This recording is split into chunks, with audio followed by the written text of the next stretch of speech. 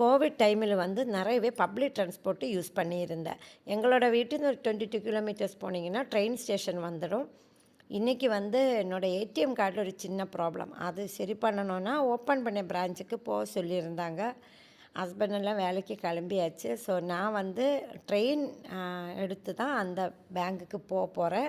Husband வந்து pickup பண்ணுறேன்னு சொல்லியிருந்தாங்க. வீட்டிலேருந்து வந்து கிராப் புக் பண்ணி ஸ்டேஷனுக்கு போயிட்டோம். இங்கே வந்து கொஞ்சம் ஈஸி தான் ட்ராவல் பண்ணுறதுக்கு. லேடீஸ்க்கெல்லாம் எந்த டைமில் போனாலும் கொஞ்சம் சேஃப்ன்னு சொல்லலாம்.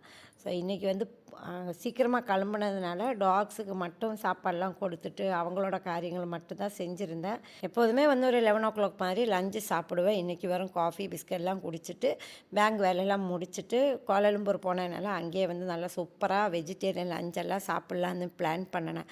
ஆனால் எதுவுமே நடக்கலை. நம்ம வேலையிலலாம் முடிக்கும்போதே 3 மணி மேலே ஆயிடுச்சு.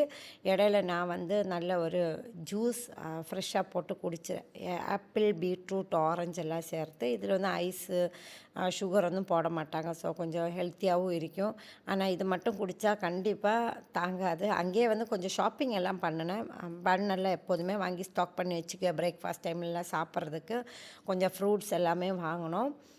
ஹஸ்பண்டுக்கு வந்து இடையில வந்து ஓட்ஸ் எல்லாம் கொடுக்கும். ஸோ அதெல்லாம் முடிஞ்சுது.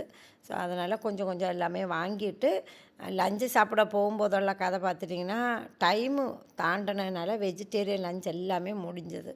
ஸோ அங்கே வந்து இந்த டிஃபன் ஐட்டம் மட்டும்தான் இருந்ததுனால அந்த அளவுக்கெல்லாம் பிடிக்கல. ஆனாலும் வந்து காஃபி ஆர்டர் பண்ணி ஃபஸ்ட்டிலே குடிச்சிட்டு அதுக்கப்புறம் நான் வந்து வெங்காய ஊத்தப்பம் இருக்குல்ல அது வாங்கினேன். ஹஸ்பண்டுக்கு வந்து ரைஸ் தான் பிடிக்கும். அதனால் அங்கே இல்லாததுனால பரோட்டா வாங்கியிருந்தேன்.